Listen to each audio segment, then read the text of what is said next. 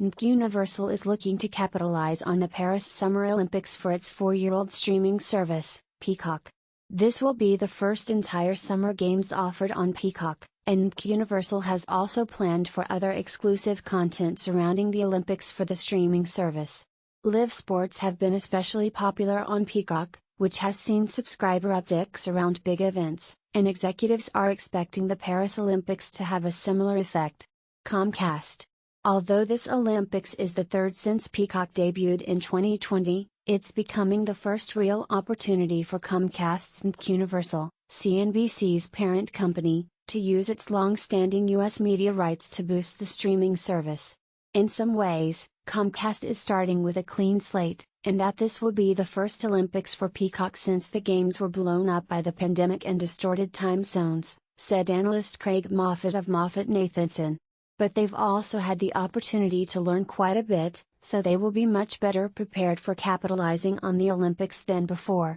There are a handful of reasons this Olympics looks better for Peacock than recent games, such as the favorable time zone. Paris is 6 hours ahead of the East Coast in the US, versus 13 hours for Tokyo in 2021.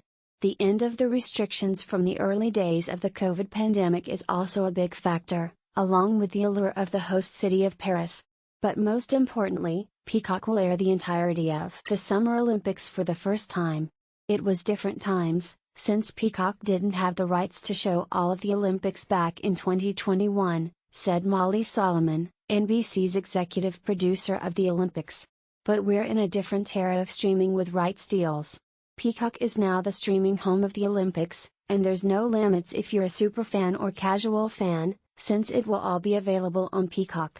Some fans were confused during the 2021 Summer Games in Tokyo about what exactly was available live on the streaming platform. I don't know that there is a great comparison to be made, said Kelly Campbell, president of Peacock.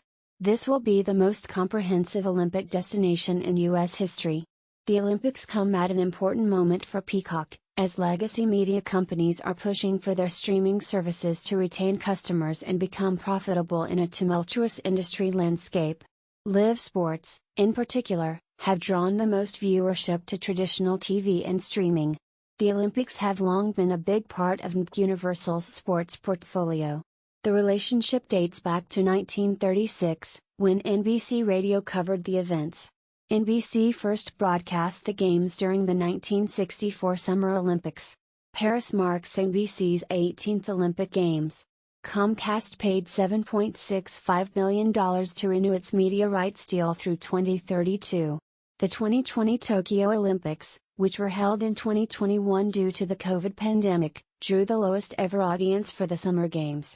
The Beijing Olympics in 2022 had the lowest viewership ever for the Winter Games, which are notably smaller than the Summer Olympics. Between the favorable time difference and the backdrop of France this year, for instance, the opening ceremony will air Friday afternoon from along the Seine River, the equestrian teams will compete at the Palace of Versailles, and beach volleyball will be played next to the Eiffel Tower. And Universal and others are betting on a return to big viewership for the Olympics. A majority of U.S. consumers are expecting to watch the Olympics this year, with 60% likely to stream the games and 47% planning to watch on traditional TV, according to Numerator's recent survey of more than 10,000 consumers. Also, advertisers have been flocking to the Paris Games. Universal said in April it had already sold more than $1.2 billion in advertising for the Summer Games, a record for the Olympics. Ad-supported streamers, including Peacock, and digital companies have seen an influx of ad dollars as the market rebounds. While competitions will play at Live during the day in the US, NBC has branded the evening as primetime in Paris and will replay big events along with in-depth programming such as interviews. Overall, there will be more hours of the Olympics on broadcast network NBC than in previous years, and cable networks including USA will also feature a lot of live content. Every event will be live on Peacock and available to replay, so fans can watch the entirety of the games without a traditional cable TV subscription. Plus, the U.S. audience is likely to tune in for events such as men's and women's basketball, which both include star-studded lineups, Simone Biles' final run with the gymnastics team, and the U.S. swim team's heated rivalry with Australia. I'm sure basketball will tell its own story in terms of ratings and everyone watching, but the no guaranteed big victory part of this is something that will keep everyone watching when Team USA plays in men's basketball, NBC primetime and daytime Olympic host Mike Tirico said during a press call this week, referencing the fact that the U.S. men's basketball team faces a tougher path than ever to a gold medal. Peacock's Sports Playbook. Live Sports remains the last opportunity to attract large TV audiences and for streaming services to sign up and keep customers. This has been especially true for Peacock. The streaming platform, which costs $7.99 with ads or $13.99 commercial-free, has benefited from its parent company's portfolio of sports rights. The National Football League, English Premier League, NASCAR, Big Ten college football, golf and the Spanish-language broadcast of the World Cup have all played a role in keeping customers. Earlier this year, Comcast said the exclusive NFL Wild Card game on Peacock helped to add more customers than expected. "We sort of use the Wild Card game as a hook to bring in millions of new subscribers, but then also use that opportunity to expose them to new content," said Campbell. "After a big cohort of viewers comes in for a major sporting event," she said, 90% of what they watch after that is entertainment. Over a 3-day period, an estimated 3 million people signed up to watch Peacock's NFL Wild Card game, according to TV data provider Antenna. Comcast had said it retained more customers than expected from the game, and Antenna's data showed 71% of those customers remained as subscribers 7 weeks after the game. However, the longevity of those customers remains to be seen. Peacock had 33 million paid customers as of June 30, the company reported earlier this week.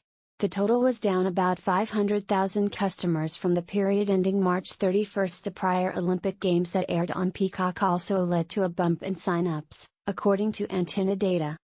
Universal has also deepened its bet on sports, announcing this week an 11-year media rights deal with the NBA, which includes exclusive games for Peacock, beginning in the 2025 to 2026 season.